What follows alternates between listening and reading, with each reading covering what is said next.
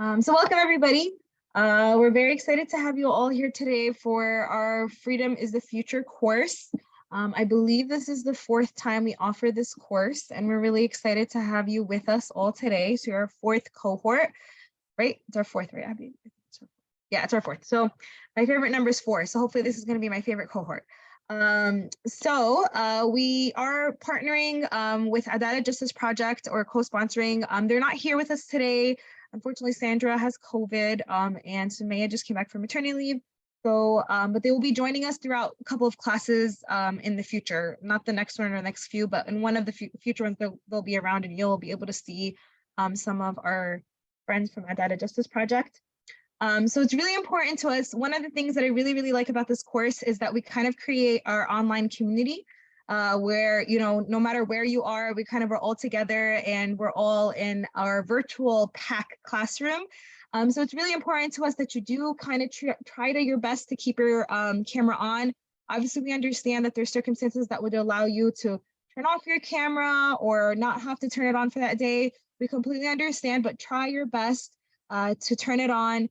Try your best during these 2 hours to kind of unplug from everything else, which I know is really hard in the world that we live in, and really try to tune in to our conversations, our discussions, our lectures that we're having together, because this is the way that you can benefit the most. We're not expecting anything from anybody other than just really focusing with us for these 2 hours and really being as present as you can be. And hopefully this will carry you through the 10 weeks and carry you well beyond in your Palestine advocacy work. So want to remind everyone, please, if you can turn on your cameras. Again, if you can't, either your camera's not working or you're like, you know, your room, house or something doesn't allow for it, we completely understand. If you can just shoot us a note just so we know, so we don't keep bugging you about it, that would be great. Otherwise, please turn on your cameras. Also, please make sure your microphones are working. This whole course is very interactive. We are expecting you all to share, especially today. You know, you either share through the chat function, which we're going to test in a minute, or you're welcome to raise your hand, which we're also going to test in a minute, and have you share out loud. We do ask, in order to keep this running as smoothly as possible, for you to keep your to keep your microphone muted as long as possible, as long as you're not speaking, basically, because the problem is that once the microphones are unmuted, we begin to hear echoes and all of that. We are going to mute you if you unmute and it's not your turn to talk. So just better for you to stay muted from the beginning. Also, please make sure you have your full name listed and your preferred name. If there's any name that you prefer us to call you by, please do. If you prefer to put in pronouns, go ahead and do that. Whatever feels comfortable to you, feel free to do so. We do take attendance every single class, which is why we ask for your full name. So when we're doing introductions, if you go by another name than the name you registered by, please let us know.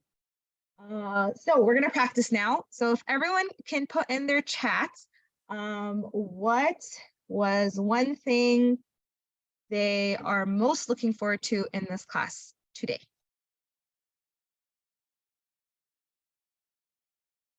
We usually do a fun one, but I decided to go right into it. And if you can put in where you're tuning in from, so the city, your ooh, I like that. Thanks. Alestin. We'll find out about pronunciations.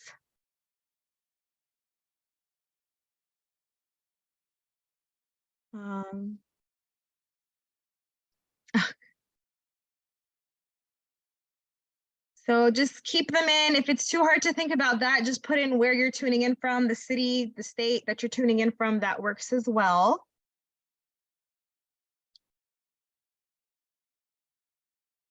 Does everyone know where the chat button is? There you go. Yeah, I see the Clifton. Bidat here to learn more about the history of Palestine occupation going on. Lena and Reem tuning in from Clifton. Hi, Reem.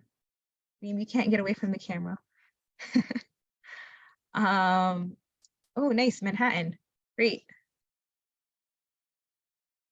Okay, so I'll have Jason. I'm looking forward to learning more.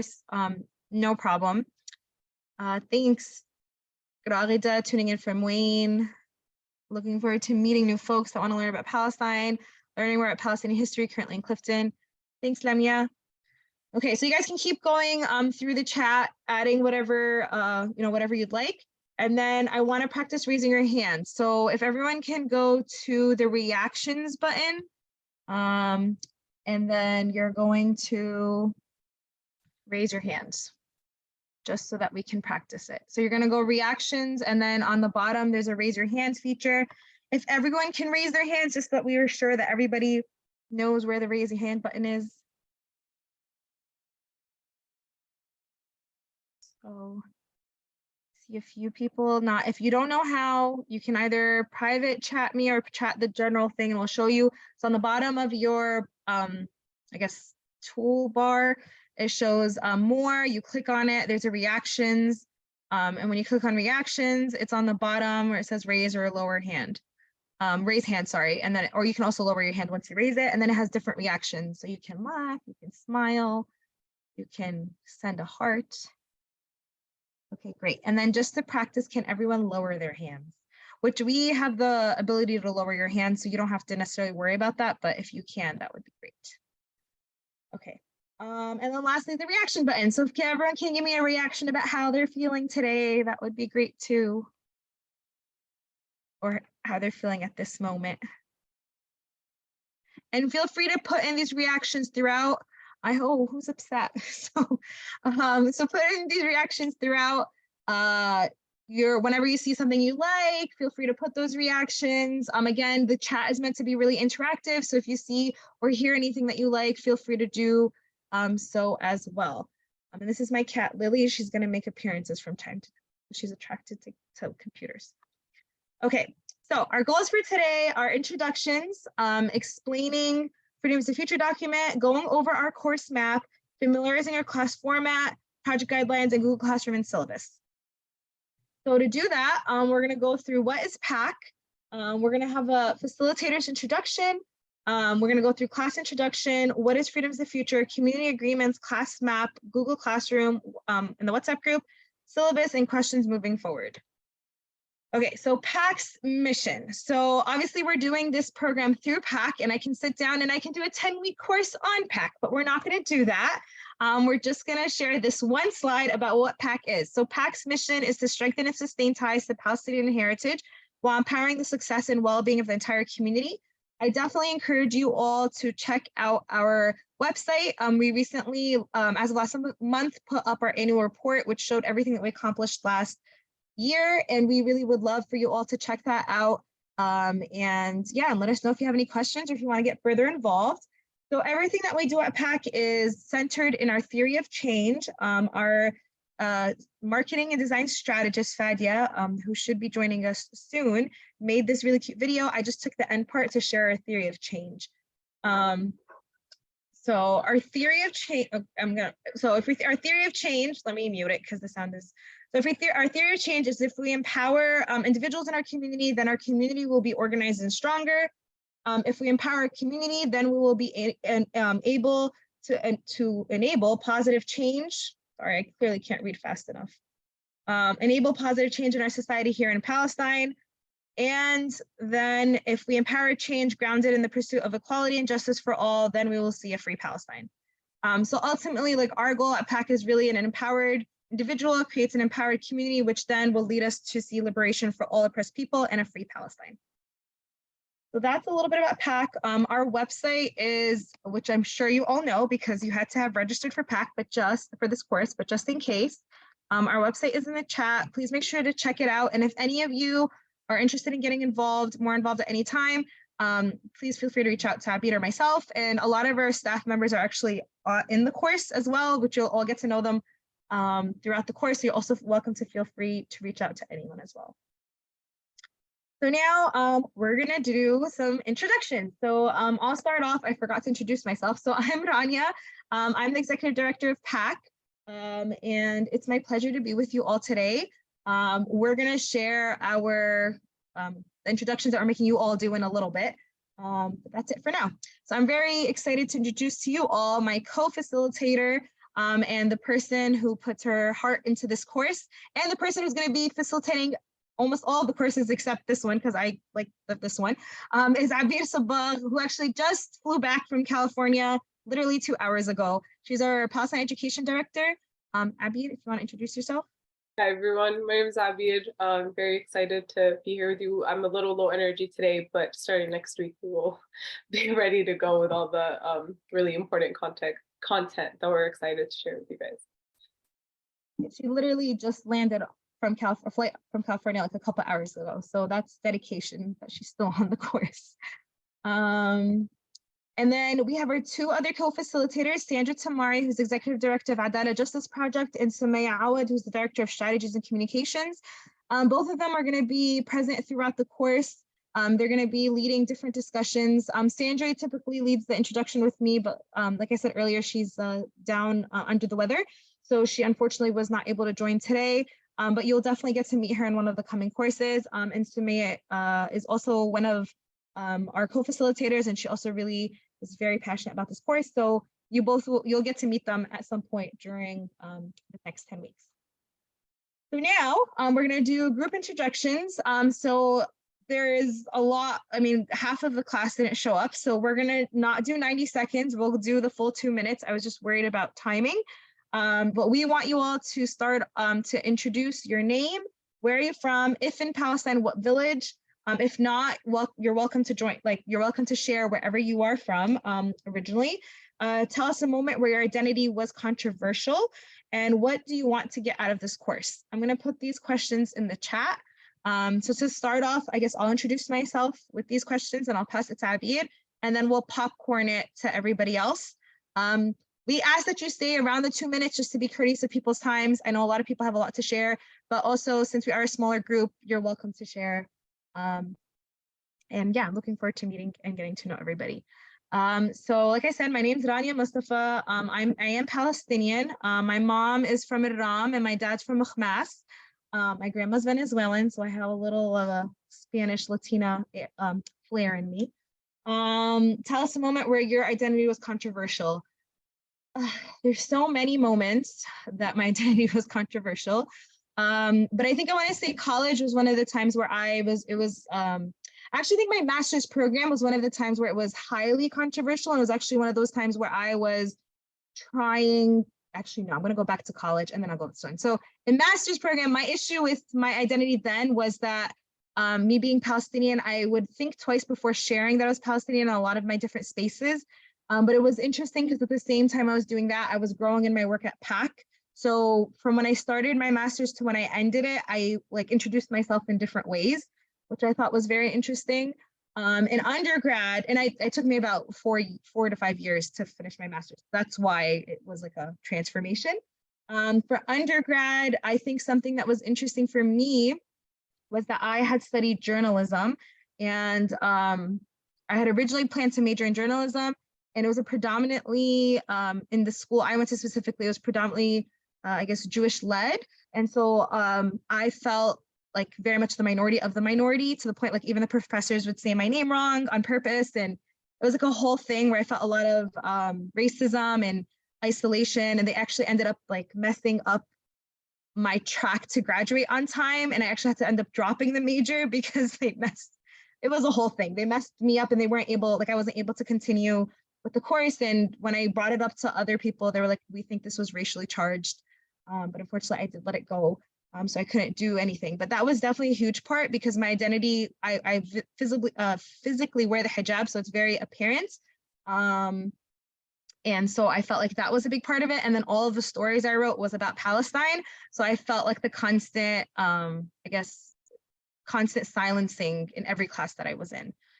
So yeah, so that's that. And then when I look to get out of the course, we're really excited. We revamped this course for the 4th and hopefully final time. And we're really excited to share it with you all. We think it's going to take us on a really good journey to understand the Palestinian struggle better. I hope that was. So now, Abir. Thanks, Sonia. So again, my name is Abid, or Bir. I'm not Palestinian. Both my parents are Lebanese. So, but if you know Arab geography, it's border countries, and I don't believe in borders. So I think we're all one. A time that my identity was controversial, I think related specifically to Palestine and the politics I embody, I think of my time working in the university in a DEI, diversity, multicultural student affairs space where, we were able to advocate and put on programming and events for all identities, but I was always not allowed to do that around Palestine. And that was part of what led me to PAC. So I'm trying to, go back and find other ways of like pulling like the love for like education and teaching and learning with other people for Palestine in alternate spaces where it doesn't have to be dictated by the university or whatever bureaucracies are in place.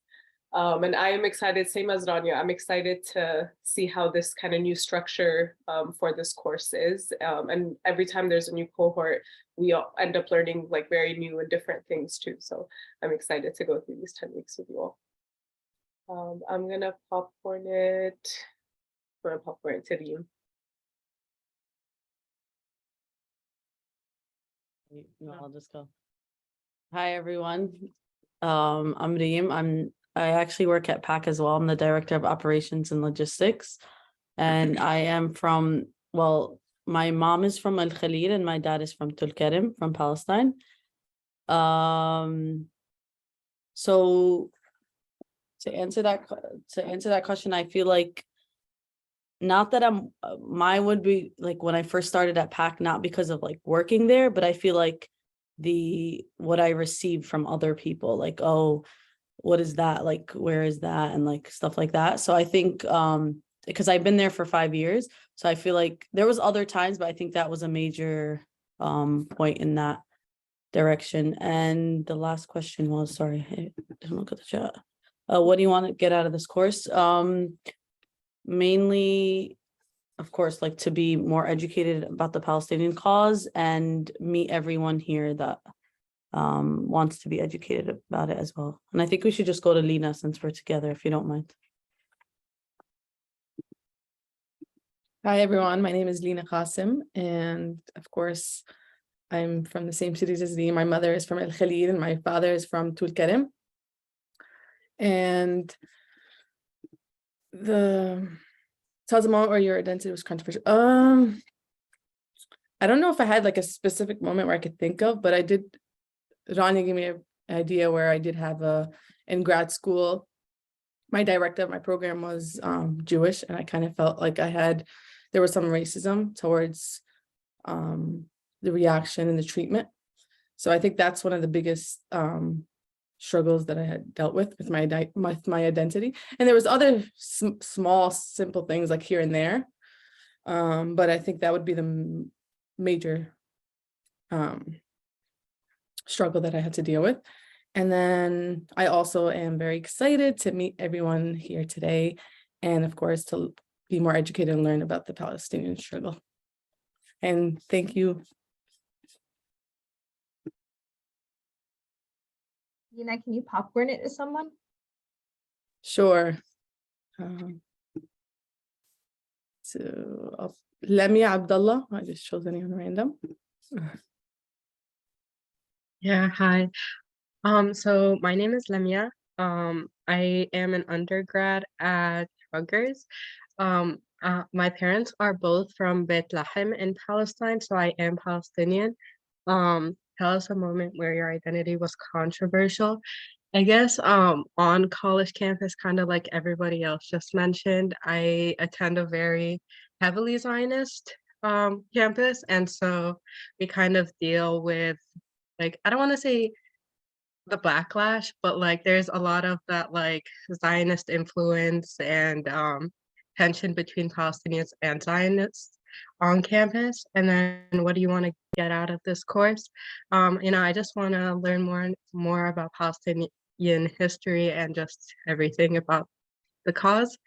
I guess I'll popcorn it to Aya. Hi, I'm Aya. I'm actually Rani's sister, so my mom's from Daram and my dad is from Mukhmas. A time where my identity was controversial, I think like everyone else, it was mainly just in college. I majored in nutrition and dietetics, and at my college, that track also had a lot of like food studies classes, so we did a lot of like food history, and a lot of time they would mention Palestinian foods as Israeli, and so that was always just really annoying, but I made sure to teach them about Palestinian food and actually cook them makluba. So, but that was like the main thing for me, that it was always there, that it was like blatantly like talking about our stuff. Like even the bumba chips that we like, they would claim it as theirs.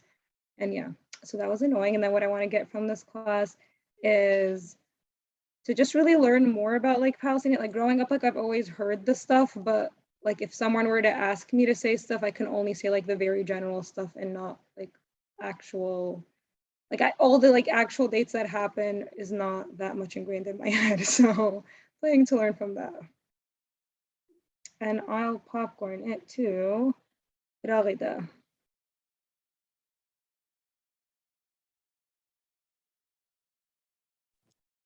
Hi, my name is Ragida Hassan. I'm from Palestine. Both of my parents are from the village Silwat. At what time did I find my identity controversial? I feel like I haven't been in many experiences where I've spoken a lot about Palestine, but I think maybe in general it would be when people don't know what Palestine is or where it is. I think that would be the main thing. And what do I hope to get from this class? In general, I just hope to just learn how to properly advocate for Palestine. And I'll popcorn it to Haneen. Hi, I'm Haneen. Can you hear me? Okay. Yes. Okay. I'm from Beit Ernan, and both of my parents are from Beit Ernan, so I'm Palestinian. And I guess like where I felt controversy, when I was in high school, I went to a white high school, so I didn't wear the hijab because I felt uncomfortable because my brother and I were literally like the only Muslims there. And so not a lot of people would know that I was Muslim. Some would, and then but not everyone knew that like I'm Palestinian, because I didn't keep it a secret, but it was just not something I talked about, because mostly when I would like say I'm Palestinian, people would ask where is that, or like, oh, do you mean Pakistan? I'm like, no. And I would just mainly say, oh, it's like right by Jordan. I wouldn't say, oh, it's occupied in freaking Israel. But and another time where like recently, like when I started college is when I wore the hijab, so that was like out of my comfort zone, but I started being more comfortable talking about that I'm Palestinian so that I could connect with more people, because I felt very isolated since I was around so many like in a white community. And when I was in college, in my essays, like I would talk a lot about Palestine, and it was really nice because one of my professors loved my essays, and he would like tell me all the time to like he loved my writing, and like that just made me really happy. And then when it came to looking for an internship, there was well, my career counselor recommended me to someone, and it sounded like a really good opportunity. And so I was waiting for this woman to reply to me for an interview for like a month or two, to the point where I reached out to her on Instagram and like asking like, oh, what happened, like are you like still interested, are you looking, whatever. And then she said yes, and that she kept saying that she would reach back to me, and she never would. And then she ended up taking someone from my class, like a girl from my class. And then my friend told me that that was probably racially like motivated, because she saw on Instagram that I'm wearing a hijab. And I was like, oh my God, do you think so? No, she told me basically because it seems suspicious that she picked a white girl in our class and the woman is white, you know? So I don't know. I didn't see it that way until my friend pointed it out. So I was like, damn, I think you're right, which kind of bummed me out because I was really looking forward to that job opportunity and it sounded really good. And still to this day, when I see them post on Instagram, I'm like, damn, that could have been me, but whatever.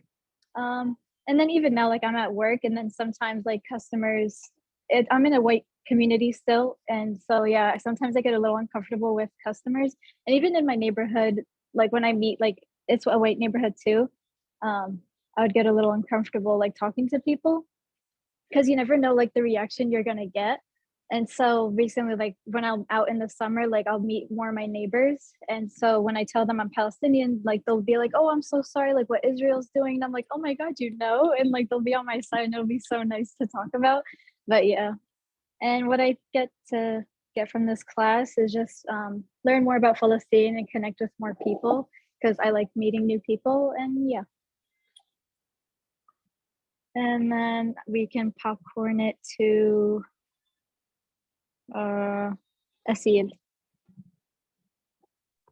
Hi, I'm Asil. Just to clarify, because I came late and I'm really sorry for coming late because I forgot about the time. But it's one, did you find out your identity is controversial? And then second is, what do you want to hope to gain from this class? Each person has to. Oh, okay, nice. Okay, thank you for writing it down for me. Okay, so where am I from? I'm from Palestine, and I'm actually from Gaza. Well, honestly, it depends who asked me this question. If you're Palestinian, I say I'm from Gaza, but if you're actually from Gaza, I tell you that like my dad's side are actually my grandpa is like actually refugees from the Nakba, and my dad's side is actually from Lud, and that's in the 1948 territories. But I'm basically from Gaza. When I go to Palestine, I go to Gaza. So I've never been to the West Bank, unfortunately, but I've been to Gaza, and that's pretty nice too. Tell us a moment when you're okay. A moment where, okay, so I think it's like my applications. I don't say I'm Palestinian. I say I'm Middle Eastern. I don't, and I'm also like at Rutgers, if I'm in like, I don't put SJP on my resume either. Something else is like, if I'm like writing a bill about Palestine, it's like, do I want to put my name in? Do I want to be on Canary? And then it's also like, but I'm going to do politics anyway.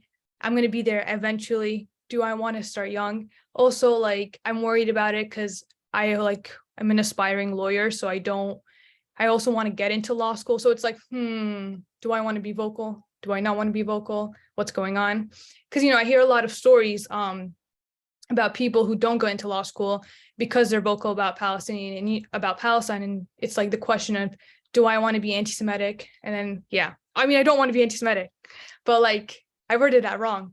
But you guys get what I'm saying. I mean, I think we all do. And then another thing is like, I think like something I realized about our generation and like our parents' generation is like our parents, like they want to survive, but we want to live. So like my Sido, my grandpa will be like, like don't talk about Palestine at college. And then here I am like, whew.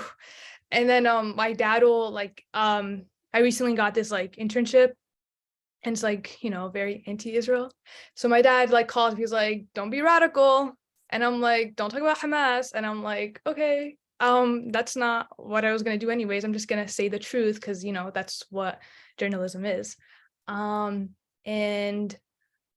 I think I can go on forever, but I think those are like the main things I would say when I realize it's controversial. And what do I want to get out of this course? I think something is that like earlier on, I thought like I know everything about Palestine because I am Palestinian. This was like in high school. And then I was like, wait, I don't know anything. And then I started learning more. And then the thing about Palestine is that like, it just doesn't end. You just keep on learning. And that's why I'm here now, to keep learning. And yeah, I'm going to pretend like I know who went and who didn't, but I'm going to popcorn it to Lemia. So we have Lamia went, but we have Muna, Fida, Jason, and Alicia. And Alliston?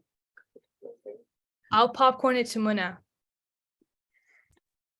Hi guys, I'm Muna Dakhlallah, and I'm currently an intern at PAC, but I'm also collaborating with them for a fellowship with USCPR.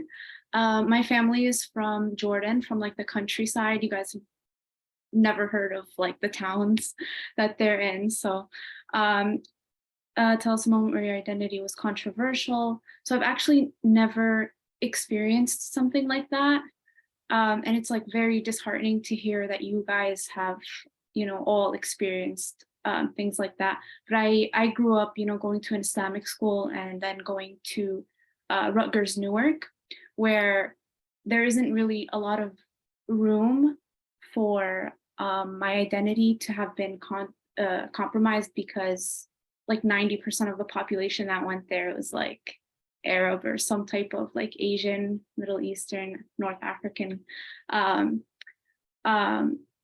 But thank you all for sharing your moments where your identity was controversial. I feel like it really like helped me and made me more motivated as a Jordanian.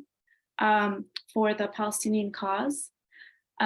With this course, I want to learn more about Palestine, the basics, but also a little more in depth about what's currently going on there, the history, just so I can strategize, plan for my internship on how I can make an impact and how I can work better to do my job. And yeah, just yeah. Thank you guys. Thanks, Mana. Can you pop right into Yeah. someone? Who didn't go? I'm trying to see. So we have Oh. Fidel, Jason, Alicia, and Allison. Okay. I guess I'll do Jason. Hey everybody, I'm Jason. I'm originally from, well, actually, let me start with this. I'm PAC's Advocacy and Community Outreach Coordinator. I just started this year and I'm looking forward to working with everybody and learning in this space. Where I'm originally from, I am from California. I have a mixed background. My dad immigrated to America from Nigeria. So I have a lot of family in Nigeria. My grandmother, so many cousins. And then my mother, she's from the West Coast of California. So she's a white woman of European descent. And that's pretty much like my heritage. A moment where my identity was controversial was definitely in high school. I went to an all-boys Catholic high school, which was predominantly white. And it was at a time when the Black Lives Matter movement was really getting started. And I was around a lot of people that were just very ignorant and blatantly racist and not recognizing the humanity of Black people. So I felt like a lot of times I had to fight for my people, and I was very proud of my people, and I didn't like to be in those types of environments. So I mostly just stuck around the people that were similar to me and understood where I came from. And then it also kind of radicalized me in the sense that it pushed me to want to do more and to make more of an impact. And one thing that I hope to get out of this course is to just learn from a liberation-centered perspective, and also to learn more about ways that we can make an impact with what's happening in Palestine. And then I'll pass it to, I think, Alicia.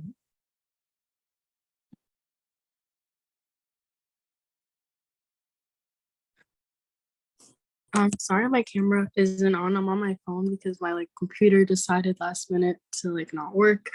But my name's Alicia. I'm originally, well, both my parents are Dominican. I'm gonna try to turn on my, okay, yeah, it's all right. But my camera, my parents are originally Dominican. I'm Dominican. My parents are both from Dominican Republic. They immigrated here when they were teenagers. I'm sorry, I forgot the question. Your identity was compromised. When was your identity compromised?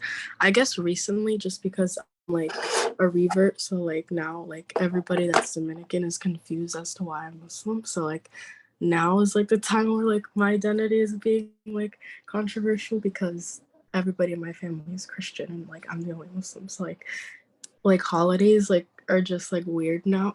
So that's the time where now it's controversial, my identity. So it's a little different to navigate, because for 18 years I was somebody and now I'm somebody else to them, kind of, I guess I could say. So that's the time where my identity was controversial. And what I want to get out of this course, I want to understand the Palestinian cause beyond I know infographics are good at a good way to get the word out about Palestine, but I definitely feel it needs to be beyond that. And a lot of people feel that way also about the Black Lives Matter movement. And I think in that sense, for Black Lives Matter and Black liberation, I've gone beyond the infographics, and now I'm thinking, what other movements do I need to go beyond infographics and just protesting? And I think about the Palestinian cause and hearing a lot of people, it's in just this atmosphere, I'm also like remembering that there's like people out there with these experiences, and I'm like new to the space, so I definitely want to like hear from a lot of other people and just understand and like widen like my horizon and stuff. So I'm gonna pass it to from like Alstein. I'm sorry if I said your name wrong. No problem. Hey everyone, my name is Alston. I'm Palestinian, Salvadorian. My parents were both born in El Salvador, and both their families are from Palestine. I think historically, our families are from mostly Bethlehem and Jerusalem. I'm first generation American, so I was born here. I think next one's controversy. Probably the biggest one was when we moved to Oregon. We're the first and only Arab family to move into a white neighborhood, and also the first and only Hispanic family as well. So that was kind of interesting growing pains. And then, of course, things changed a little, got a little rough after 9/11, but we got through all that. But ever since, I think things have gotten a lot better. What do I want to get out of the course? Just to learn a bit more. I'm pretty familiar with Palestinian history, current events, historical, big historical events as well. But I want to round that out a bit better, network, and then also learn a bit more about which Palestinian human rights organizations there are to kind of partner with or get speakers with. I'm a software engineer at Amazon, and we recently started ERG for Arabs at Amazon. So it'd be great to know which organizations to reach out to get speakers, to do some informational sessions for more of Amazon's employees as well. Oh, and I'll pass it to Feda. Thank you. My name is Fida. I also work at PAC. I'm a program coordinator at PAC, and I am Palestinian. My dad is from Ajania. My mom is from a small village called Ras Karkar. When did I realize my identity was controversial? Probably like just like a general, whenever someone asks me where I'm from, it's not like asking someone else where they're from. Like whenever I say that I'm from Palestine, it's either they don't know where that is, or it becomes like a political conversation of them apologizing about what's happening, or them kind of like blaming my people for the occupation and what's happening. So I just realized that my identity is always going to be like a political topic of discussion whenever it's brought up. And it got to the point where like I didn't even like to tell people I was Palestinian at one point, because I just wanted to avoid that conversation. So I would say that's just like general, like when I realized my identity was controversial. And what I want to get out of the course, I took Freedom is the Future last year, but I felt like at that time in my life, I wasn't really in like the headspace to retain the information as much as I wanted to. So I'm looking forward to not only learning about the history of Palestine and the occupation, but I want to actually retain the information and be able to educate other people on like what's going on over there in like a good way. So that's what I'm looking most forward to. Thanks, Fidat. And I want to highlight Abia's comment in the chat. So shout out to Fidat for handling all the behind the scenes logistics. She probably emailed you. She did. She emailed you all, and she's been following up with everyone in terms of making sure everyone's registered. So thanks, Fidat. We appreciate you. Thank you, Ramiana Habib. Thank you all for introducing yourselves. Anyone else joins us in future classes, we're going to take some time to give them the space to introduce themselves. We do, like I said in the beginning, it's really important that this is like our 2023 cohort. So at any time, if you feel like something relates to you, or if you want to share a personal story throughout the course, or if you even have any questions, please feel free to always ask. Always use the raise your hand feature or the chat feature to kind of take up the space that you need in order to get different things addressed. So with that being said, I wanted to just open it up to everybody. Does anyone have any comments about anyone's introduction? Anything sparked something, with the different different descriptions people said? I think it's really interesting, and I'm really excited to get to know you all more. And I think you all had, like, while you were talking, I was taking mental notes, and Asid, I definitely relate to you in a lot of ways of trying to figure out when, but I always say to Asid and Henny, and I think you both got turned away from different things. If they didn't want you, then it's better that you didn't get that job. because you don't want to be working for those people anyway. So that's my philosophy in life is don't, don't shy away from doing things because the right person will always want to hire you or the right person will always want to accept you. But like, if you're going to obviously side for justice, and if they didn't, then that's their loss, not yours.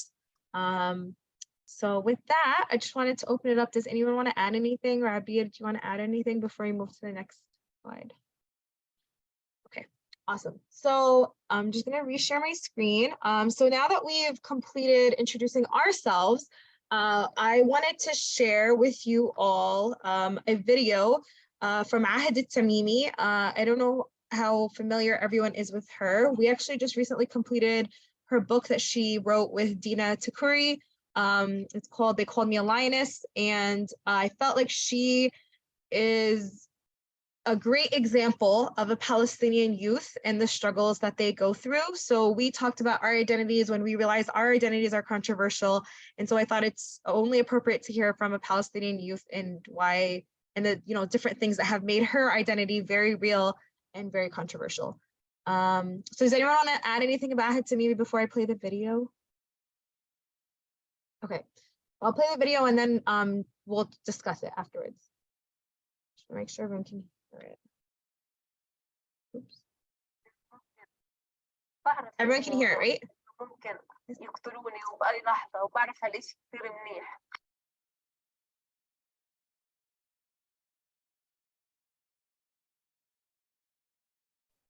Oh, Rania, we can't hear it anymore. Sorry, 1 second. For the last few, stop share.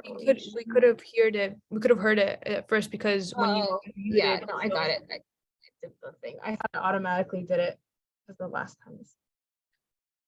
بعرف إنه ممكن يقتلوني وبأي لحظة وبعرف هالإشي كتير منيح. أنا هيك رح أموت، رح يجي يوم أموت فيه، فأموت وأنا بدافع عن قضيتي. We're on the wrong page on the window. Sorry, I don't know what's happening. I'm usually really good with this.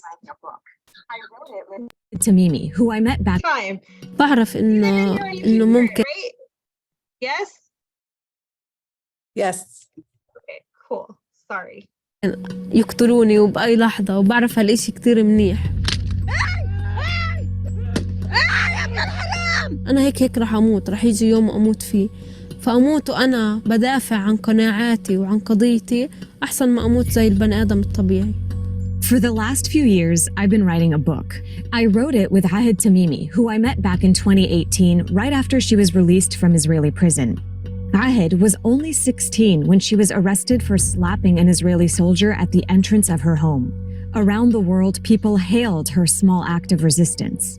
Born under Israeli occupation in the tiny village of Nabi Saleh, Ahed has seen her parents and siblings arrested, her relatives shot, and her uncle killed. بالعكس إن أنا من وأنا صغيرة أهلي مربيني إنه دايماً ما أسكتش عن الغلط، يعني إنه دايماً أوقف بوجه الغلط. Just before the book's publication, I caught up with Ahed to hear what she's learned about the struggle since her release. يمكن لحد اليوم السجن له تأثير كبير على حياتي وعلي وعلى شخصيتي وعلى نفسيتي وعلى كتير شغلات أنا بعيشها في حياتي. Up to 700 Palestinian children are arrested by the Israeli army every year. Many, like Ahed, are taken during home raids in the middle of the night. Israel is the only country in the world that tries children in military courts. Do you feel like you, like other Palestinian children, lost your childhood? بظل وجودنا تحت احتلال، حتى لو الواحد ما دخل السجن احنا بنخسر طفولتنا وبنخسر شبابنا، بنخسر عمرنا كله مش بس طفولتنا. المعاناة مش مقتصرة على انه الواحد يفوت السجن او الواحد يتصاوب. احكي لك اشي، انا لو عندي كل خيرات الدنيا وانا عايش بهاي الارض وموجود اشي اسمه احتلال، انا هون بكون مش عايش طفولتي او مش عايش حياتي او مش عايش شبابي. انه الاحتلال مش اشي طبيعي احنا نعيش تحته. Your generation is one that the only thing you've known in your lives is a wall and checkpoints and no freedom of movement and apartheid. What's it like to grow up with this reality? إنه تعيشي تحت احتلال، تصحي الصبح وتشوفي مستوطنة بأرضك. إنه بالصيف تشوبي ويجي عبالك تروحي على البحر وما تقدري توصليه وهو بعيد عن بيتك نص ساعة بس. إنه تعيشي تحت احتلال، إنه دايما أحلامك راح تكون من أنت صغيرة معرضة للتهديد، زي إنه تكوني تحلمي تلعبي كرة قدم مثلا أو تحبي الرياضة بس تتصوبي بإجرك وتبطلي تقدري تلعبي هاي الرياضة. إنه كل إشي الاحتلال بدمره، كل إشي الاحتلال بفوت فيه.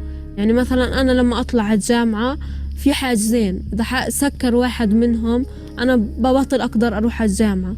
هاي التفاصيل اللي إحنا دايما بنعيشها بشكل يومي، اللي ممكن كل الناس ما بتشوفها أو ما بتدركها. I just want to point out your university should be like a 10-minute drive, 15-minute drives. It's very close. And there's 2 checkpoints to get there. يعني إنه بس بعيدة 15 دقيقة وفي حاجزين، فما بالك أنت لما بدك تمشي لمدينة تانية أو لبلد تانية، أكم حاجز بده يلاقيكي وأكم مستوطنة وأكم نقطة خطرة. مش بس أنت بتحكي عن جندي مدجج بالسلاح اللي هو بهددك، لا بتحكي عن المستوطن اللي بيشوفوه العالم الغربي أو الأجانب إنه مدني طبيعي زيه زي أي إنسان. المدني اللي بتحكوا عنه مدني هذا بينزل على الشارع وبصير يضرب بالأطفال، والمدني اللي انتوا بتشوفوه مدني بيكون مصرح له يمسك سلاح بأي وقت ويطخ على الفلسطيني وما يتحاسب وما يتحاكم ولا زي كأنه قتل بني آدم وإنسان له حياة وله طموحات وله أحلام. Israel built a settlement on land belonging to Ahed's village in the 1970s in violation of international law. That and the theft of the village's water source by Israeli settlers led Nebi Saleh's residents to hold weekly protests against the occupation from 2009 to 2016. المستوطنة كتير قريبة عليكم، شو بتفكري لما بتطلعي عليه؟ شوفي، أول إشي بس طلع على المستوطنة هيك بنكر لأنها بأرضي، إنه يعني كان ممكن بقدر يكون إلي بيت هون، كان ممكن كتير شغلات إنه بتكون غير هاي المستوطنة. لما نكون قاعدين هيك إنه لما نطلع كلنا وهيك ونيجي نوقف هون بصير نتخيل كيف لما ينطردوا من المستوطنة ونفوت على بيوتهم إيش راح نلاقي. ينطردوا المستوطنين نتحرر فلسطين إيش ممكن نلاقي جوا البيوت، فهيك بنصير. How are you treated by Israelis today? أكثر من مرة يعرفوني ويستهدفوني، لحد آخر مرة كنت في بلعين، كنت بالمسيرة وعند الجدار وصاروا يطخوا إنه يحكي لي تميمي ارجعي، إحنا بنعرفك تميمي ارجعي. فلما صار يحكي لي إنه تميمي ارجعي الجندي حكى لك تميمي ارجع، حكيت له ما بدي أرجع، إيش بدك تعمل؟ بعد نص ساعة هربت من الغاز ورجعت، صار يطخ علي بشكل مباشر وهربت. أجا كان ابن عمي موجود، أجا حطني قدامه وتصاوب ووقع على الأرض، تصاوب بإجره وبإيده، فإنه هو تصاوب عني بالنهاية، يعني مسكني وحطني قدامه زي كأنه ضحى بحياته عشاني. Ahed and her cousins have always been close. In fact, the day she slapped that soldier, she had just heard that a different cousin had been shot in the head with a rubber bullet. Miraculously, he survived, but was shot in the head again by an Israeli soldier a few months ago. He's still struggling to recover. Violence against the people of Nebi Saleh is an ongoing reality. I've seen recent videos of the settlers coming up the hill right behind your house. And I always ask you this question because we know what kind of violence they're capable of. Aren't you scared? Aren't you scared for your life? الموت ما بخوفني بالمرة، طول ما الاحتلال موجود لا عهد ولا غير عهد، المعاناة والاستهداف موجود. كل حد فلسطيني مستهدف إنه يستشهد، مستهدف إنه يعتقل، مستهدف إنه ينجرح. We wrote this book together. They called me a lioness. It's your story, but it's also the story of Palestine. Why do you think people should read this book? الهدف من إنه أي حد بقرأ هذا الكتاب إنه يحط حاله محل الفلسطيني لولا لحظة ويشوف هو بس يعيش هاي الحياة اللي بيعيشها الفلسطيني، تعرض لنفس المعاناة اللي بتعرض لها الفلسطيني، إيش بده يعمل. يعني بتمنى إن الشعب الأمريكي يتعلم من الشعب الفلسطيني المقاومة والنضال ويقاوم حكومته اللي بتدعم الاحتلال، اللي هي سبب رئيسي بوجود الاحتلال لليوم على أرضنا. Ahed is now studying law at Birzeit University. In all the years I've known her, she's always insisted that she's no different than other people her age. شوفي، أنا من الناس اللي كتير بحب أفلام الأكشن ومسلسلات الأكشن والفامباير وهاي الشغلات بحبها يعني إنه كتير بحضر هاي الشغلات. كمان إنه ما الناس بس ما تفكر إنه بس عهد هي البني آدم اللي بتضل تلاطش بالجنود وبتضل تسوي مشاكل وهيك. لا عادي إنه أنا عندي حياة خاصة في عندي صحباتي صحابي اللي بطلع بروح باجي معهم.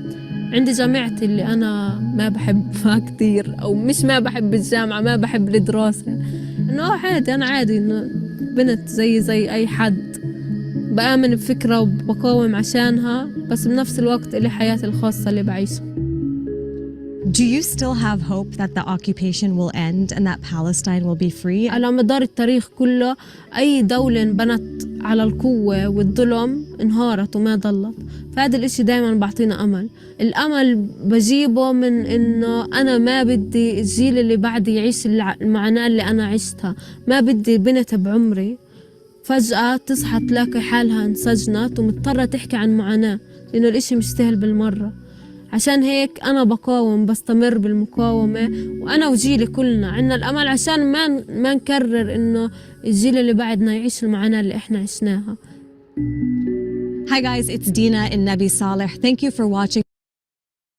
So I want to hear from everybody what their impressions of the video were. I'm going to stop sharing for a second so I can see everyone. I also want to give some background information because I realized I didn't. If people don't know Ahed Tamimi, Ahed was jailed at 16 for slapping a soldier who had actually shot her cousin in the head. They didn't know what was happening with him, so it was an instant reaction that she went and slapped him in the slapped him in the face. And if you read the book, she didn't get jailed because she slapped the soldier. She got jailed because her video went viral and people were sharing it everywhere. And actually her father, like this is months after she slapped the soldier, her father was like, her father told her, be careful. I think they're coming to get you. Like they're going to come jail you soon. And he started prepping her what to expect in jail. And she was, in her senior year in high school, preparing for the exams.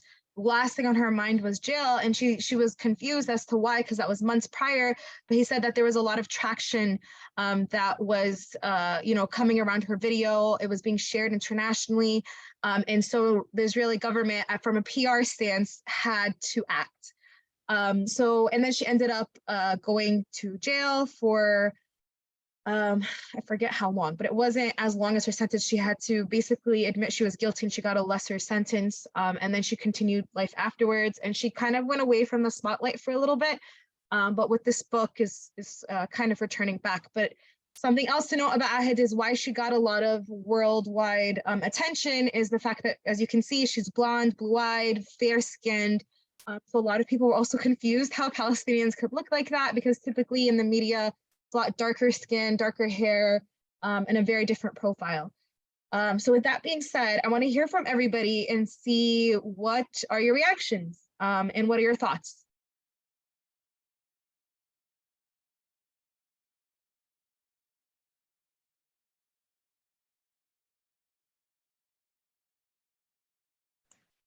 I can go. One thing that stood out was how she said that even if a person under the occupation has like all the blessings on earth, them simply being under an occupation is in itself like taking away like a human right. And I think like even for us who don't live under the occupation, like when we just grew up with this concept of the occupation, that sometimes it becomes like something normal, like, oh yeah, that just like even the concept like of flying into Palestine, that we can't fly directly there, like that's something we just get used to. And it's like, no, that's literally not something normal. Like it shouldn't be that you're not allowed to fly into your own country. So it's just thinking about all these stuff that we end up just getting used to, like, oh yeah, that's just what it is. And remembering that it's just not right.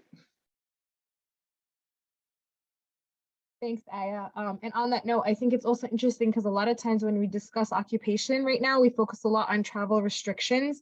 And when we think historically about it, which we're going to talk about in the not next class, but the 2 classes after that, travel restrictions are only in the last 15 years. So an occupation is around from 1967 and the existence of Israel is from 1948. So there's a lot of other forms of oppression that we don't even like kind of not understand, but don't even like think about as a forefront of oppression because of all the different oppression that we've just gotten used to.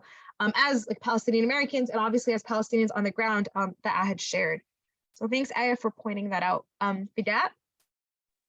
I was gonna point out how I had said that she's not scared of death when the interviewer asked her, like, it doesn't scare you what you see every day. And I just think like it not only points to like the courage and resilience of Palestinians, but it also is like really sad to think about like the fact that like they're under this occupation and like it's just like the concept of death doesn't scare them because what they're living right now is like it's not equivalent to death, but it's like so hard that like they'd rather die than see their people continue to be under occupation. So it was just like really interesting to hear her say that. Yeah, thanks for that. Asiyad? I was also gonna say that doesn't scare that line, and like to add on to it, I remember even like in the summer, last summer, there was like this viral video that was like, you know, I won't be accepting any condolence, or like she wasn't sad that her son died in like the bombing. It was in August, I believe. And he was like, no, like I'll because he died as a shaheed and he's guaranteed paradise. So if anything, she was refusing to accept condolences, but only congratulations for her son. And that's just like the reality of how many Palestinians think. And that emphasizes their resilience. Something else to add on to what Aya said, like the reality of like how it's not normal how we're crossing borders to get to our homeland. Even like the bombings there, like in Gaza, something that they always say is like when someone dies, they don't say like mat, which means he died. He say istashhad, like he died as a martyr. That's one thing. Another thing is like even when the recent bombing happened, with the Islamic Jihad one, like that's the one I'm referring to. Like when I was like FaceTiming my cousins or I was just like talking to them, they literally were acting like nothing was going on. They're like, what do you mean? Like, it's fine. And like, even my little cousin was like, I can go to the Dukkan, which is like their corner store. Cause like, if I can go there, like I'm chilling. And then my other little cousin was like studying for her exams because they take that really seriously in like Palestine, the exams, like dojihi and all that stuff. And then like my other cousin was like, yeah, we're like fine. And I was like, and it was just like another like normal, they're like, this is like nothing compared to the like other 4 wars we've endured in like the past 15 years. Like this is just like a little thing. And then he doesn't live in Gaza, like my uncle, let's just say he's my uncle, he visited and like he didn't visit in years, and like he just so happened to get there when the bombings were, and he was just like so disgusted, and like he was like, this was like the worst visit ever. So it's not like it was fine or whatever, like no, like it's just like this is someone who wasn't used to it, and this is someone who like, yeah, and like that just highlights the difference. So yeah. Thanks, Asiyad. We're definitely going to go through that throughout the course. Raghida? I wanted to say how I found it interesting how throughout the video you can tell that she was very hopeful. And when I read her book, she mentioned how she said that she knows for a fact that she will live to see a free Palestine. And I think that for someone and for people who have experienced such atrocities and have actually lived under the occupation in horrible ways, I think that it just shows how hopeful they are and how resilient they are, and how even like looking past that, they are still so positive that they'll still see a free Palestine. So I thought that was interesting. Thanks, Raghida. Inshallah, we will see a free Palestine. Lina or Reem or both? You guys will never know. No, I'm just kidding. So for me, honestly, the thing that stood out was when she talked about the checkpoints, how they were like, because I went to Palestine with the PAC, with the Homeland Project this past summer, and we saw that like it would be like literally 10 minutes away, and it would take like an hour and a half. And then we even talked to people at universities, and then they would be like, sometimes we wouldn't even be able to get in because they would leave like so early, and then by the time they get to to their university, they would like either miss their class or like you would be so tired from doing just that. So I feel like that in itself is like a struggle, and like we don't see that here. Like we have our universities, like obviously not all, but like 15, 20, 25 minutes away. We never have to worry about that. So I thought that was something big that stood out to me from her talk. You know what I mean? Yeah, I get you. I have 2 points I want to make. The first one is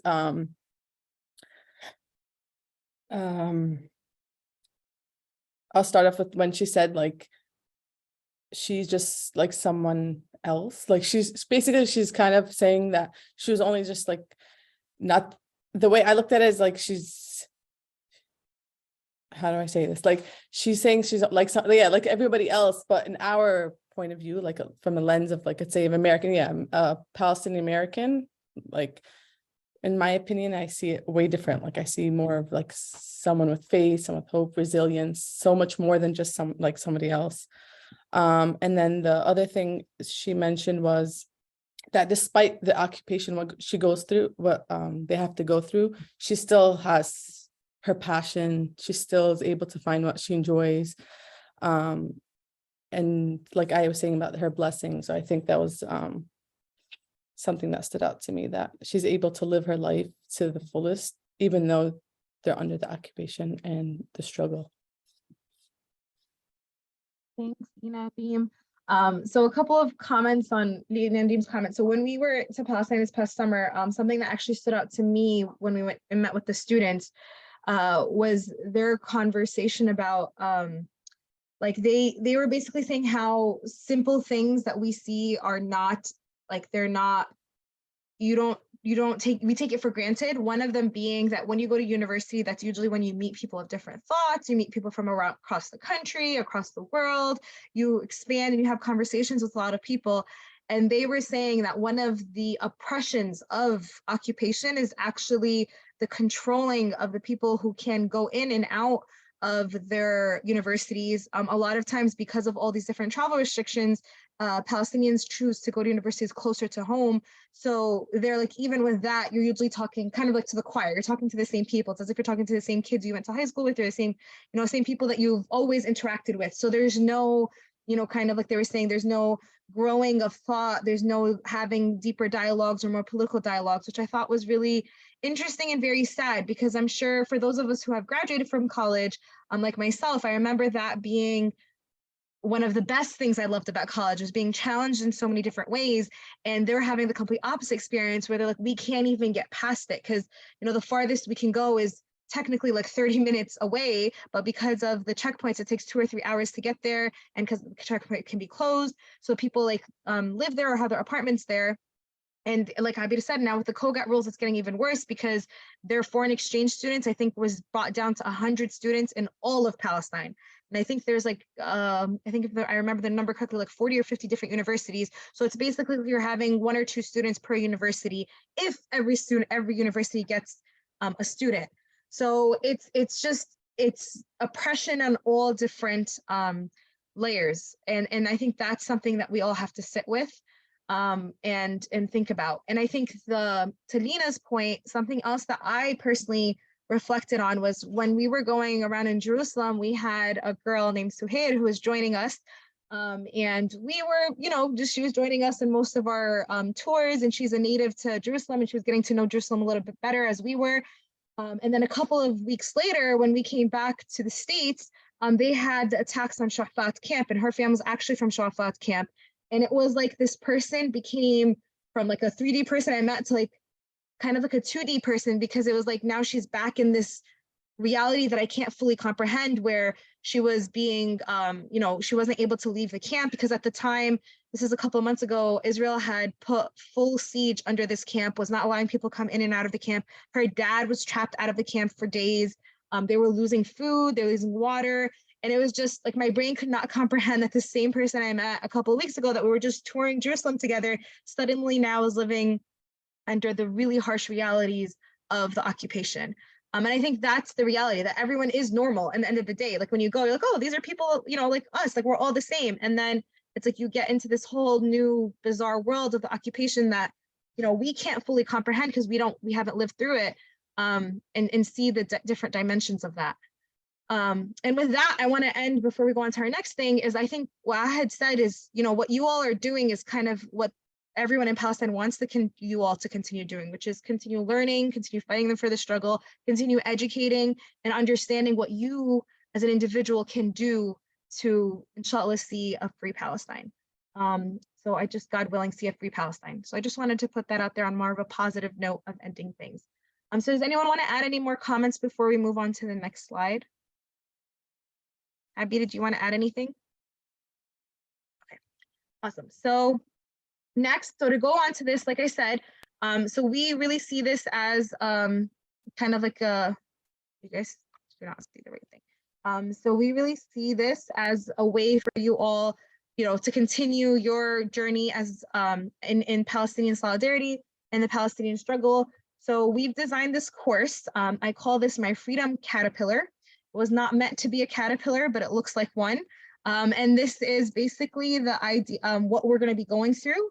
So I'm going to quickly share the different courses that we're going through. So we're going to start off with identity, which is kind of what we've already, the conversation that we're having today, and understanding our roles and our identities and how do they play in our understanding of the struggle. Next week, we're going to go into culture. So we're going to understand a little bit more about Palestinian culture. What does that mean? What does that look like? History, we're going to have 2 classes on history. We're going to have a guest speaker named Jihad Abu Salim, who's going to be discussing you know, important dates in history, while Abid also leads us through history from before 1948 through 1948, 1967 to present day. Then we're going to be followed with a conversation on repression and what does that mean and what does that look like. We're most probably going to be joined by representatives from Palestine Legal to discuss, you know, a lot of people, like Asil was saying, are worried about speaking about Palestine. What does that mean? How does it look like? What can you do? Then we're going to have a conversation about allyship, privilege, and solidarity, more in a broad sense. And we're also going to be bringing in JVP, Jewish Voice for Peace. We're going to talk about, you know, the fight against conflating Zionism, criticizing Israel with criticizing Judaism, or criticizing Zionism as criticizing Judaism, and what does that mean and how does that look like? Afterwards, we're going to talk about indigeneity and racial justice, and what does that mean, and how is Palestine a social justice issue? Then we're going to have a really great panel, which is always our fan favorite, like everyone loves this. We're going to be doing Black and Indigenous Solidarity panel. I believe this time we have some people joining us from Palestine, Afro-Palestinians who are going to be joining to talk about, you know, the different identities that play into that, as well as different Black and Indigenous people joining us in solidarity, talking about what that looks like and what does that mean. And last, second to last, we're going to talk about resistance through symbols, through art. What does that look like? What does that mean? And then we're going to end with a conversation of debriefing and what now. So now we have all this information. We know what this means. We're going to talk about BDS and what can we do. So does anyone have any questions about our Freedom Caterpillar? So you're going to be seeing this throughout the course. We're going to be kind of, you know, following this map as we slowly get towards the end of the course. Any questions, thoughts, feelings? Yes, very relevant now that the flag is banned. If I had known that yesterday when I was doing this, I was actually thinking about doing this in Palestinian colors, but then I had to refrain myself because I was trying not to be too much, but I should have. But yeah, so we're going to talk about this too, but in the Intifada, the Palestinian flag was banned, and people would wear their different ways of struggle. Women would wear thawab, which are the Palestinian traditional dresses with the flag on it, and that was the start of the Intifada thobe. And it looks like now, unfortunately, I think as of yesterday, someone correct me if I'm wrong, they've put in a new ban, banning the Palestinian flag again under this new Israeli leadership. And so we're going to find out, yep, watermelon shirts became popular. So yeah, so we're going to talk about all these symbols and what does that mean and what does that look like. And I'm sure the Palestinian people are very resilient people, so we're going to continue to come up with different things. Abby, do you want to comment anything on the freedom map? No, I just really like it. Awesome. So before we get started into a couple of course logistics, we're going to talk about the course. Why is it called Freedom is the Future? What does that mean? And what does that look like? So Adalah Justice Project, the reason why they're our partners is they came out with this about 4 years ago. They came up with a list of demands titled Freedom is the Future. If you go onto our Google Classroom, you'll be able to read the full document and see all of the supporters of it and go onto their website. We're going to go through the list of demands together today, but just take some time to really look into it. This was released, like I said, a few years ago. After that was released, we started having this conversation of, you know, like, it's great to have these demands, but how do we get closer to these demands, right? Other than doing all this advocacy work, education is a huge component of it. And not only doing it in terms of our outward community or, you know, people that don't know about Palestine, but also our inward community. So community of Palestinians, whether that mean that, you know, like they said, you grew up being Palestinian, what does that mean? Thinking that you knew what that means fully, or understanding the Palestinian struggle fully, or the opposite, that you've heard about Palestine from a distance, you've had Palestinian friends, you've interacted with some Palestinians, but what does that mean? So thanks, Abby, just put it in the chat. So if anyone wants to check it out. So basically, Palestinians in 1948 and even a little before, Palestinians exist all over the world because of the Nakba, and we have one of the largest diasporas in the world, where we exist basically everywhere. The Palestinian community stretches. I don't think I've been anywhere in the world, not that I've been in many places, but I don't think I've been anywhere in the world that I haven't met people, Palestinians who live there, unfortunately. But also fortunately, because we do have a very strong population, very strong community that exists out there. And I think what obviously makes us unique in the sense that we were forced out of our land, and the one thing that Israel wants us to stop doing is saying that we're Palestinian. And hopefully for many generations to come, we will continue to say we're Palestinian and teach others about Palestine as well. So like we said, so what had happened was that Adalah Justice Project partnered with USCPR, which the United Campaign for Palestinian Rights, which Muna had brought up earlier, in terms of their idea for what should we do as Palestinians, and what is our vision of justice for from Palestinians in the United States. So they had a conversation where they basically met up with a lot of Palestinians and they said, okay, we're here. What do you need us to do? Right. And I find this very empowering, and I share this story a lot for Palestinian advocates, was that the Palestinians and the I guess native Palestinians in the room turned the conversation around and said, we don't need to tell you what to do. You know what to do, and we'll follow your lead.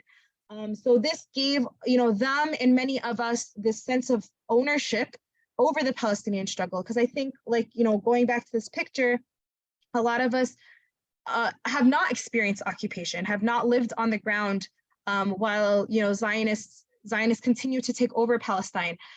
So a lot of us sometimes feel far removed, or even feel guilty, or even feel like, do I have a right over this struggle? And I think this story always gives me, you know, the hope or the push that I need in order to take the ownership back to the struggle, because I'm Palestinian American, and no one can tell me how better to run or advocate for this struggle better than me, because I've had the privilege of having both of these different identities. So I know how the American system works, and I know what the Palestinians are going through.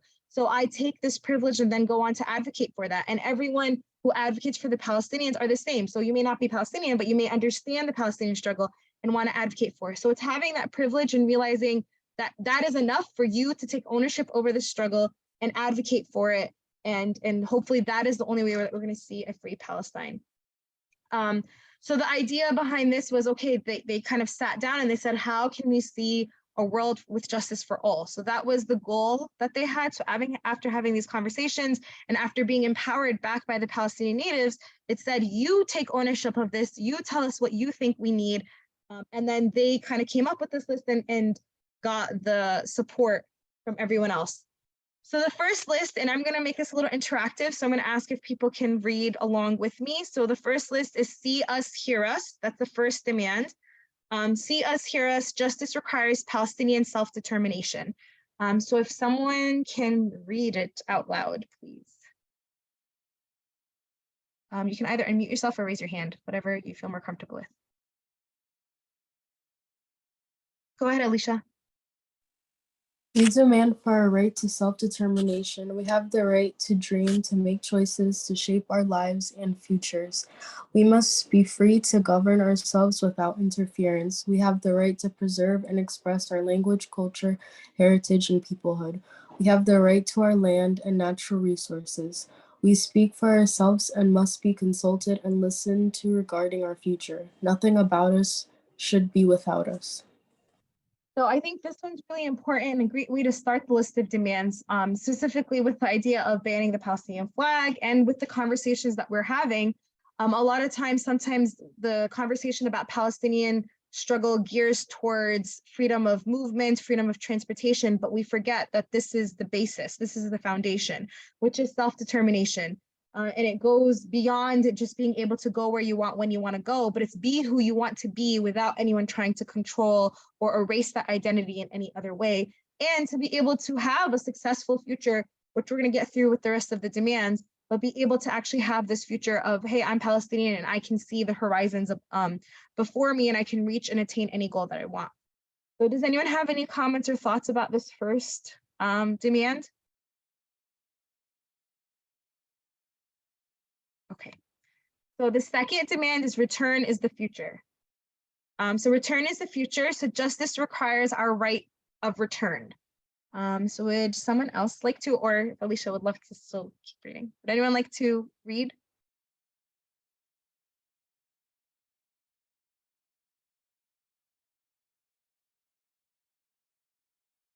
Go ahead, Asid. We demand the fulfillment of the right of all Palestinians to return to their homeland. Like all people, Palestinians should have the freedom to stay, the freedom to move, and the freedom to return to their homes. We demand the right for all Palestinians to travel freely to Palestine with no interrogations, deportations, racial or religious profiling, or militarized borders. Return is the first step towards realizing historic justice and decolonizing our lands. Thank you, Asid. So I think this is, the right of return. This is all about that. So the ability to go back, and I think it goes a little beyond just the right of return.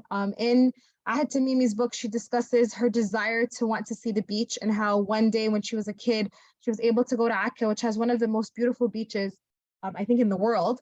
And she was able to stay there and she didn't want to leave because she never knew when she was going to be able to come back. And the reality was that one time she went, she was never able to go back because of the occupation. So it's back to this idea, and me as personally as a Palestinian American who was born and raised in New Jersey, I actually can't even go to Akka or any of these places unless I go either one illegally and sneak in, or two get a special permit from Israel. So I think that also goes back to this idea that it's not only the right of return symbolically depicted through the key, but also the right of return of all Palestinians having free access to go into all of Palestine and not only the West Bank. And even it's being limited to Gaza, like Asid was saying, she's from Gaza, but she's not allowed to go to the West Bank, which again is one of the ways that the occupation continues to control movements. Any thoughts on the right of return or return is the future before we move on to the next one? Okay, so then we say, let's get free. So let's get free. Justice requires freedom for all Palestinians. Can I have a volunteer read this one? Sure. Go ahead. We demand freedom for all Palestinians. Israel cannot continue to control our land and lives. Israel must end its illegal military occupation of the West Bank, including East Jerusalem and the Gaza Strip. It must end its blockade against Palestinians in Gaza who are deprived of water, electricity, and medical treatment. We demand the end of home demolitions, land confiscations, and racialized violence against Palestinian citizens of Israel. We, the indigenous people of Palestine, are entitled to full freedom on our land. Thank you, Jason. So this is, a lot of times, this is actually, I want to feel like the main focus of a lot of people who are introduced into Palestinian struggle or have limited knowledge of it, is this is the main focus. But I think it's pretty self-explanatory, but ending all occupation and all the injustices that come with that. So safety for all. Safety for all, justice requires the freedom to thrive. Who would like to read this one? I can read this one. Go ahead. We demand the freedom to thrive and live in safety and dignity. We demand an end to Israel's structural violence and systematic destruction of Palestinian lives and livelihoods. We cannot thrive with a boot on our necks. We do not want handouts. We want the freedom to build our own just and liberated society that is free of classism, patriarchy, homophobia, racism, ableism, and bigotry in all forms. Without stability, safety, and agency, Palestinians cannot live full lives. Thank you, Allison. And I think this speaks to exactly Ahed's point, where even if she was given all the blessings in the world, she can't live under an occupation. And I think I had the privilege of meeting Ahed, I think it was back in 2019. And that was actually the main point that she kept bringing up, is that occupation is oppression, period. It's not about human rights. It's not about handouts. It's not about anything else. It's occupation is oppression. And that's what we have to work on dismantling. So any thoughts on that before we move to the next point? Okay, struggle with us. Oops, so this is our last one. Struggle with us. Justice requires our right to resist for a better world. Would someone like to read this one? Go ahead, Ragida. We demand the right to resist our oppression. We demand the right to live without fear of political repression when exercising our right to assembly, dissent, and speech. We demand an end to unconstitutional legislation denying our right to boycott for human rights. We should be free to organize our communities in pursuit of justice and liberation. Thanks, Ragida. And I think that's a great way to end it, is right now we're fighting the battle of not only occupation, but fighting the battle against resistance. Any form of Palestinian resistance is being labeled as anti-Semitic and being tried to get shut down. And I think that is where we're at, and that's where we need to get past this. You know, basically all the previous rights we said, I don't think anyone can really think about it and argue against it in any way, shape, or form. So it's being able to resist and continue to resist for this until we see a free Palestine. So with that, does anyone have any thoughts about any of the demands, any feelings, anything they want to share before we move on to a couple logistics before we end the course today?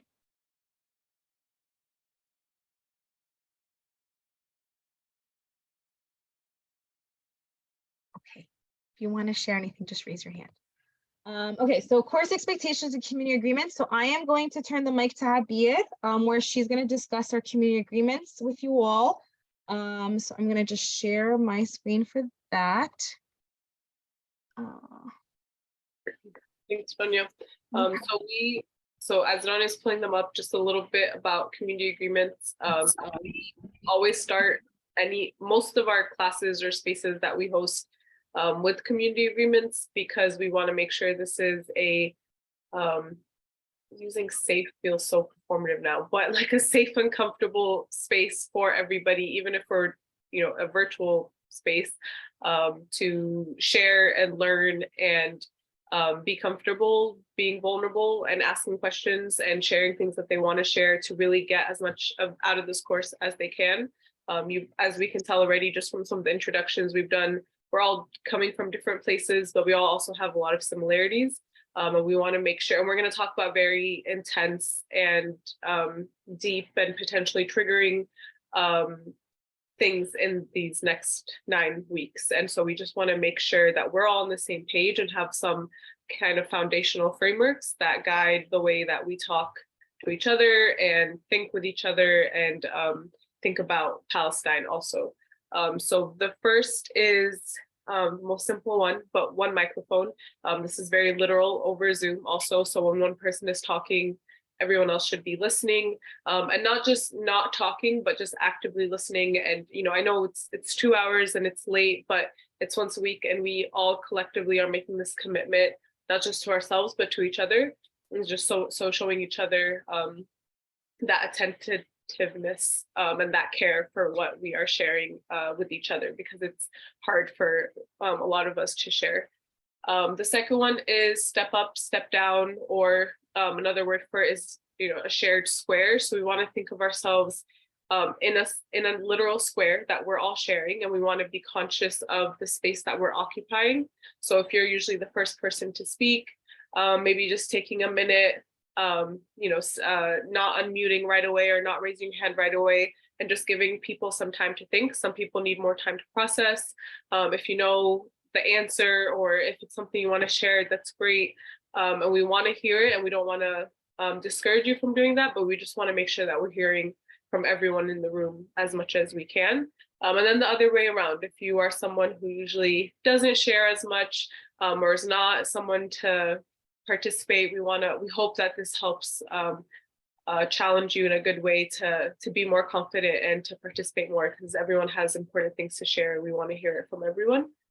The third one is discuss and critique concepts and theories, not other individuals or people's personal narratives. So again, we're going to be talking about political terms. We're going to talk using specific language. We're going to talk about history.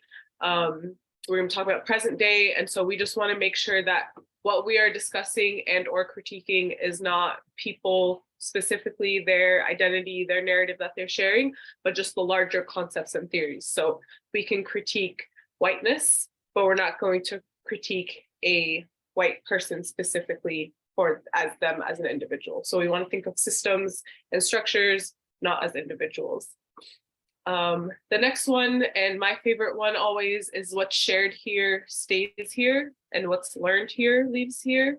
So the personal, specific things that people are sharing should not leave this virtual space outside of these 2 hours, should not be discussed, but the lesson or the really great thing that you learned from what that person shared can be taken and shared and used in other spaces, because the whole point of this is to take what we learn and help educate others, but we're not going to name or share this personal things that people are talking about here, because we've built a sense of community, we trust each other. That doesn't mean that they trust everyone else with it.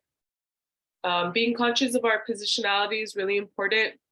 This is a little similar to Shared Square, but more focused on identities that we hold and the privileges that come with those identities.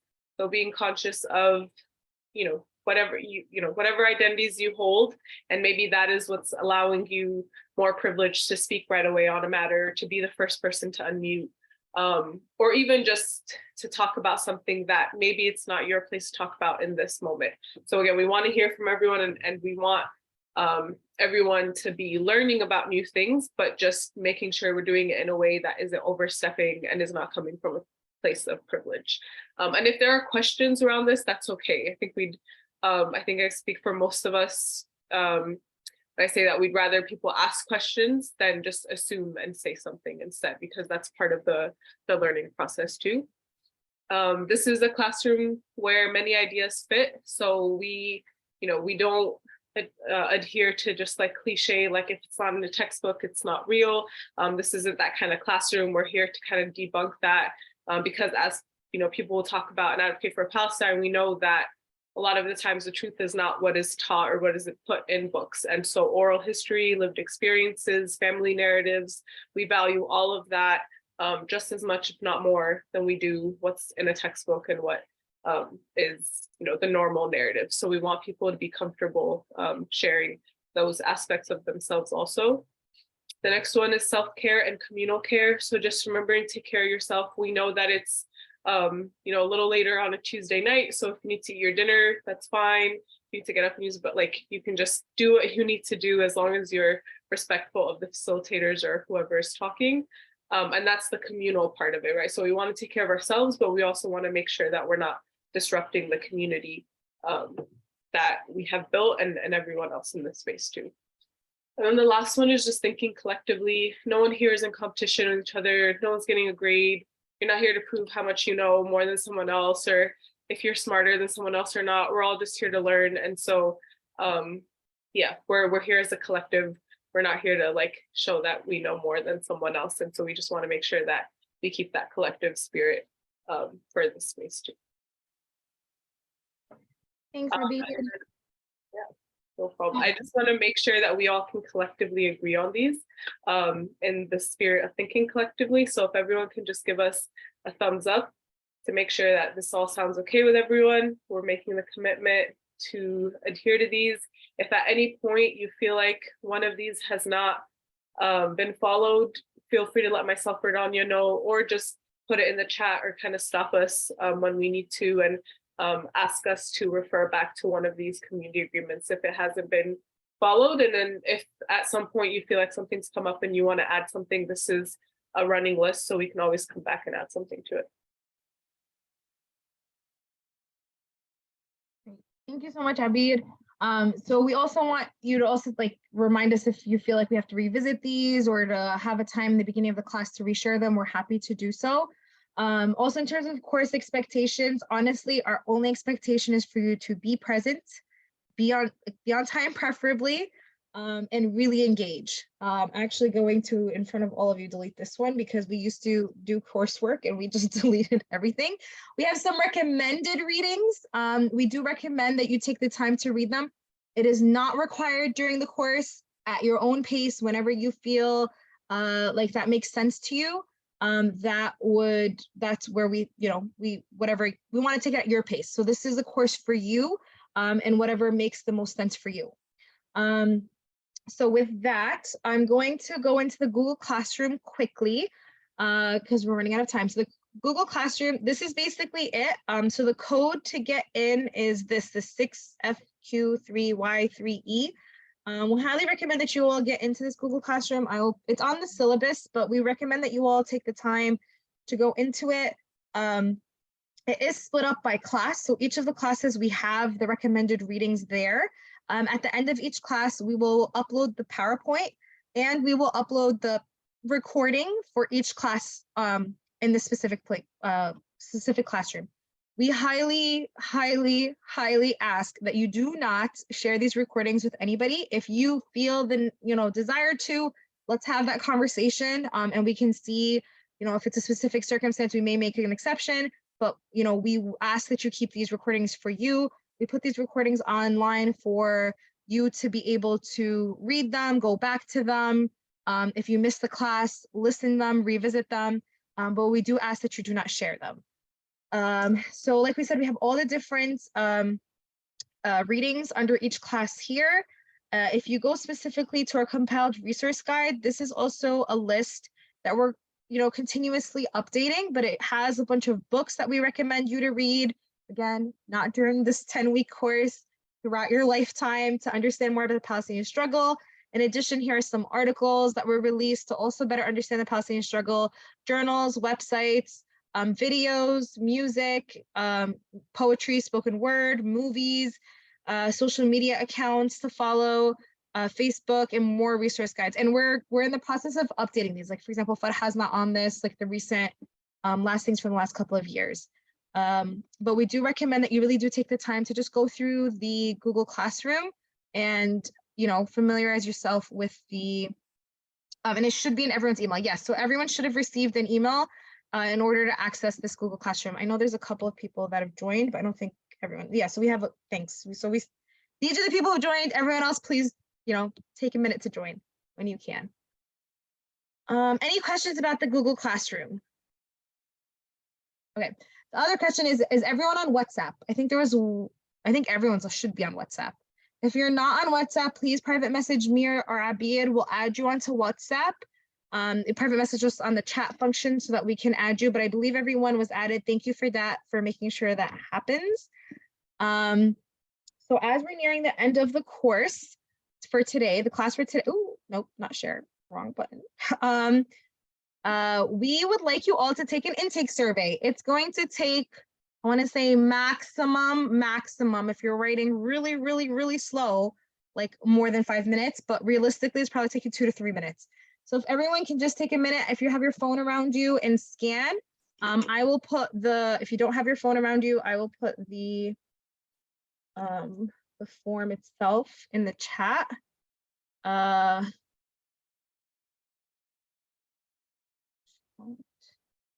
So if everyone can just take 5 minutes to fill this up, please. So I'm going to stop talking while everyone does this.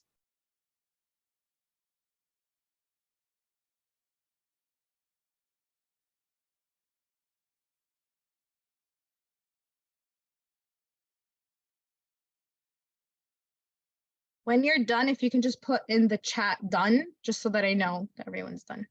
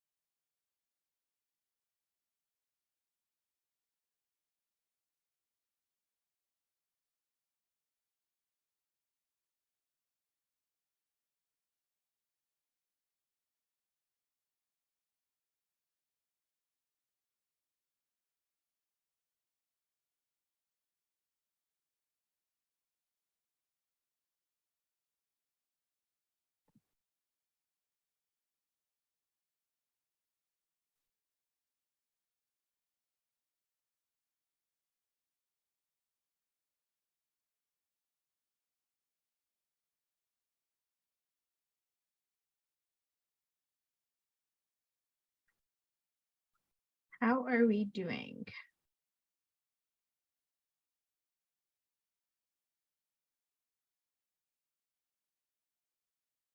2 more minutes. Okay.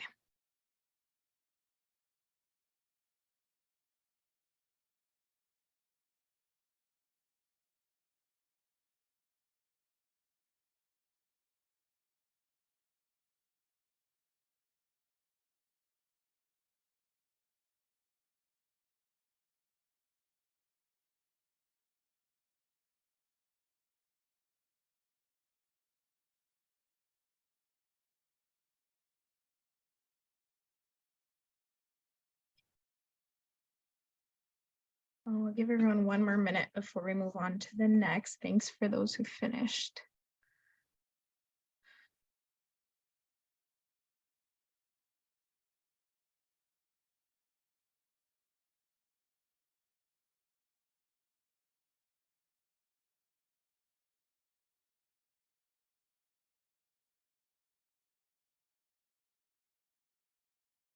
Okay. So I'll move on to the next slide. Whoever is still working, feel free to do so and wrap up as we go on to the next slide. So what we're gonna do is there's no project, there's no assignments, there's nothing in this course, but at the end, the last day, we're going to have a conversation and we're gonna be discussing these main points. So we kind of want all of you to engage in some sort of presentation, a very informal, focusing on these points, which hopefully it'll be, a full circle. After the intake survey, we will be able to basically revisit all of your answers that you put in now and see how much that you were able to learn over these last 10 weeks. So the questions are, what did you know about Palestine and the Palestinian struggle before this class? So you've already answered that. And, tying it into what you have learned over the last 10 weeks. Together, what were 2 to 3 things that you've learned about Palestine or the Palestinian struggle from this class? What's one thing that that you learned that's impacted you the most? How do you plan to continue to advocate for Palestine and in what ways? If you could teach the world one thing about Palestine, what would it be? And what are the first words that come to your mind when you think of Palestine? So we really want you all to kind of keep these questions in mind while we're going through these 10 weeks. We'll make sure that they're on the Google Classroom. So if you ever want to reflect on them and think about it, but I really want to encourage Abid and I want to really encourage you to spend some time after every kind of class and thinking, where are you on this map or this journey of learning more about Palestine? So does anyone have any questions about these questions or any other questions you want to add? So any other reflection points you want to kind of visit at the end of this course together?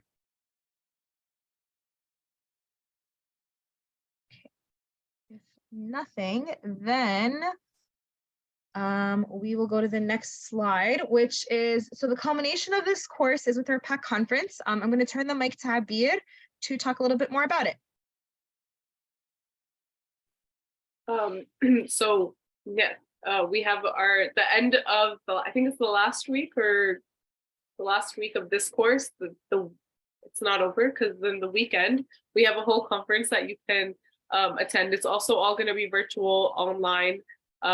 You are the first, I think, to see the save the date. So we, we finalized kind of the theme that we want for this year. This is an annual thing that PAC does online so that people from across the country and internationally can also tune in. We really want to make sure we're centering Palestinian narratives, people, and visions, because especially in the last couple of years, we've seen like an increase talking about or conversations about Palestine in social media and more liberal spaces. And sometimes we're forgetting to actually center Palestinian needs and what Palestinian people on the ground want and what the difference, what are some of the differences, even though we are all one, between our role and needs in the diaspora, our role and needs in allies, and roles and needs of people on the ground. And so hopefully with this conference, we're going to try to bring all those voices together so that we can make sure that we are working towards and advocating for something that Palestinians are actually asking for and looking for, and not falling into this potential savior complex when it comes to Palestinian advocacy. So hopefully you all also register for that. I know that we will have just finished 10 weeks, but we want to keep the momentum going, and we want to give you something, you don't just leave the 10 weeks and you don't really know what to do about it. or with all the information that you learned, but we want to give you something to continue supplementing that. And there's a lot of stuff at PAC we do year round, but this is going to be one of the first ones. And fingers crossed, we're going to be able to have Ahed Tamimi joining us from Palestine. So I think that would be cool to see in the conference. And like Abby said, it'd be a great culmination of this course. You kind of walked through the history, got in the context, and now you're going to be learning a little bit more or diving a little bit deeper into this specific aspect. So basically we're done for tonight. We're just going to talk about what we're doing next week. The one thing I do want to say is our registration is still open. So if you now knowing more about this course and understanding kind of what we're about and what's our goal, if you feel like there's someone you want to share this with, if you feel like there's someone that you feel like would really benefit, feel free to send them the registration link. Feel free to also reach out to Abir or Fidat or any of our PAC staff to help ease that registration process. And on the flip side, I also want to give this big disclaimer. If you're hearing anything and you're like, I don't know, I have some questions, please reach out to us. We pride ourselves on the fact that we're very receptive to feedback. We're ready to kind of, pivot if we need to and to have those conversations. So please reach out to us and let us know what your concerns are, and we're happy to address them. But like I said, please make sure to tell anyone you know. We only provide this course once a year. So this is basically like the only chance to take it this year in 2023 until 2024. So we would love it if you know anyone who would be interested in taking this course to attend. So any questions before we talk about what's next? Questions, comments, concerns, feelings? Is everyone excited? Does anyone want to share how excited they are? I always get really excited. This is when I know I should be a teacher because I love this stuff. Anyone? Or thoughts? Yay, we are too. So if everyone wants to maybe share, because I know in the intake surveys you did, so maybe if someone wants to either out loud in the last quick 2 minutes or on the chat, share about one thing that you're excited for in the next 10 weeks or anything that we've learned. You can share it in the chat, or if you want, unmute yourself and share that out loud. So I'm most excited about the cultural aspect because this is the first time we include this in Freedom's the Future. We usually focus a lot on history and solidarity, and this is the first time that we're including 2 new classes about culture and specifically the art resistance, through art and symbols, and then culture, which will be next week. So that's going to be fun. So anyone else excited about anything? Or just excited to go to bed, because that's also okay. Getting to meet new people through this, and I'm also excited about the different topics we'll be learning. Thanks. So feel free to add this onto the chat. Now, so our next week, we're going to be focusing on culture, like I said. So get ready to come share your stories, come share, your view of culture and your personal cultural traditions. We're going to talk about it on a broad lens and then get pretty specific with different aspects of culture. If anyone has anything specific they'd like to share, feel free to put that on the WhatsApp from now until next week. If you see anything that really catches your eye, please feel free to add it. It doesn't have to necessarily be about culture, it could be about anything. And with that, I'm going to end the class today, 5 minutes early. Yay. So thank you all. We're really, really excited to be on this journey with you all. And I hope you all have a great night and see you all next Tuesday. Unless I work with you, see you tomorrow. Bye, everyone. Have a good night. Thank you. Bye. Thank you. Bye. Bye. Thank you so much. Have a good night. Good night. Bye, guys. Good night. Good night. Bye.